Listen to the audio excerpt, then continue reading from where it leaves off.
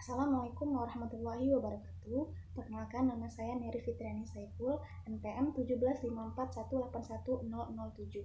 Di sini saya akan mempresentasikan tentang usul penelitian saya yang berjudul Isolasi dan Identifikasi Keragaman Fungi yang berasal dari anak Gunung Krakatau pasca erupsi Desember 2018.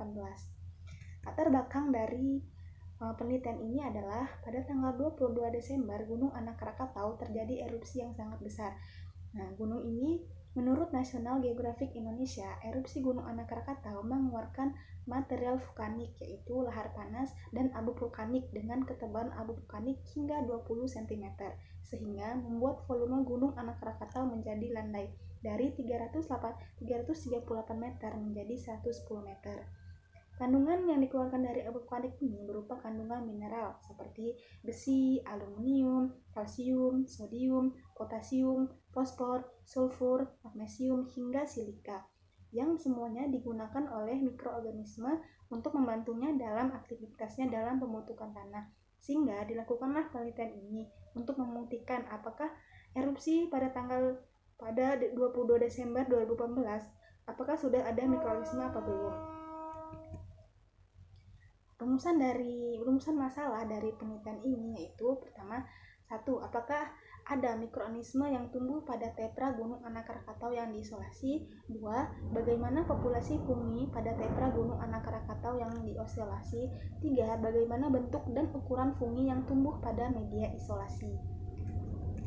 Tujuan dari penelitian ini yaitu untuk mengetahui mikroorganisme yang tumbuh pada tanah anak Gunung Krakatau pasca erupsi Desember 2018. 2. Untuk mengetahui populasi fungi yang berkembang pada tetra yang diisolasi.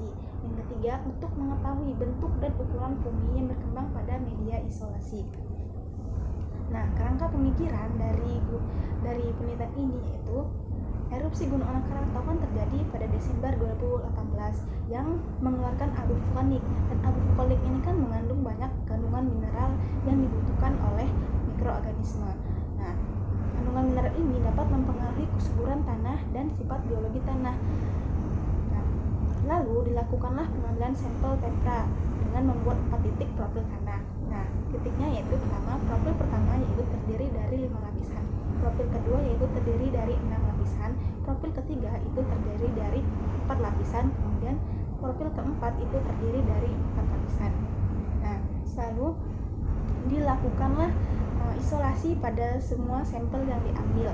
Lalu setelah diisolasi dilakukanlah identifikasi keragaman funginya. Apakah fungi yang sampel yang diisolasi tersebut apakah tumbuh mikroorganisme atau tidak.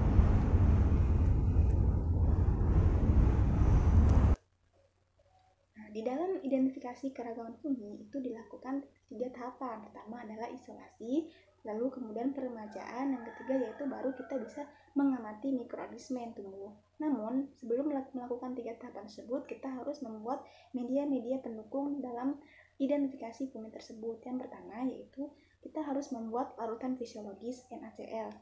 Yang pertama prosedur yang kita lakukan yaitu pertama ditimbang 8,5 gram NaCl dan masukkan ke dalam Erlenmeyer 1000 ml. Kemudian dilarutkan dengan air 1000 ml air lalu dihomogenkan. Lalu yang ketiga yaitu kita panaskan di hot plate sambil kita aduk hingga larutan mendidih. Kemudian ditutup dengan aluminium foil. Setelah itu dilakukan sterilisasi dengan autoclave pada suhu 121 derajat selama 2 jam. Lalu kita juga membuat pembuatan PDA. Pembuatan PDA ini tergantung dengan dosis yang kita perlukan. Yang pertama yaitu ditimbang 4,9 gram PDA dan dimasukkan ke dalam Erlenmeyer 100 ml. Nah, PDA ini pertama kita dalam bentuk padatan. Lalu kita larutkan dengan 100 ml air, lalu kita homogenkan atau kita aduk. Kemudian dipanaskan di hot plate sambil diaduk hingga rata hingga mendidih. Kemudian kita tutup dengan aluminium foil dan dilakukan sterilisasi dengan suhu 121 derajat selama 30 menit atau tergantung kebutuhan kita. Lalu kita lakukan pengenceran. Setelah itu kita lakukan pengenceran. Pertama, langkah-langkahnya yaitu masukkan 10 gram sampel tanah ke dalam Erlenmeyer yang terdapat larutan fisiologis yaitu 90 ml. Setelah itu kita aduk dengan menggunakan shaker selama 5 menit. Baru kita lakukan isolasi. Nah, isolasi itu apa sih? Isolasi yaitu proses pengambilan mikroorganisme yang berasal dari sampel, kemudian ditambahkan ke dalam suatu media.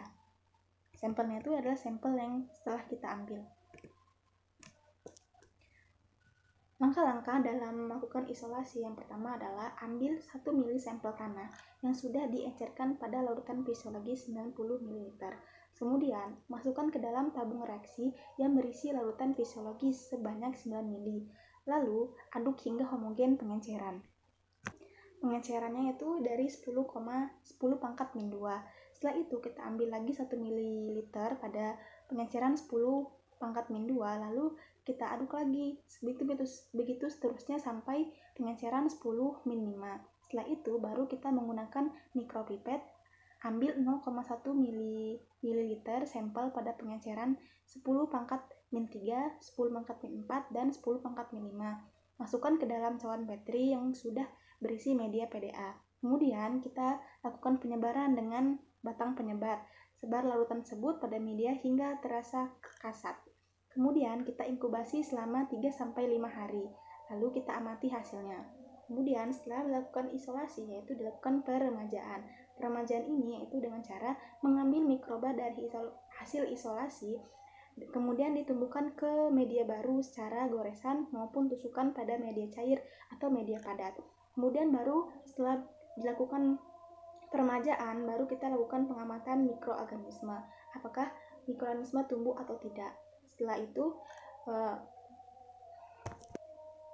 baru kita lakukan pengamatan mikroorganisme. Apakah mikroorganisme itu tumbuh atau tidak? Nah, biasanya pengamatan mikroorganisme ini dilakukan pada koloni counter, yaitu alat yang digunakan untuk menghitung jumlah koloni yang ada pada media PDA tersebut, apakah ada yang tumbuh atau tidak.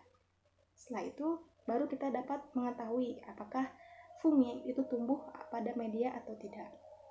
Nah, kemudian setelah itu baru kita identifikasi apakah dari bentuknya dan dari warnanya. Kita hitung juga jumlah dari funginya, berapa tumbuhnya. Setelah itu baru kita mendapatkan hasil yang kita peroleh.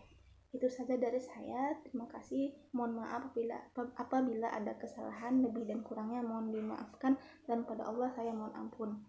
Wassalamualaikum warahmatullahi wabarakatuh.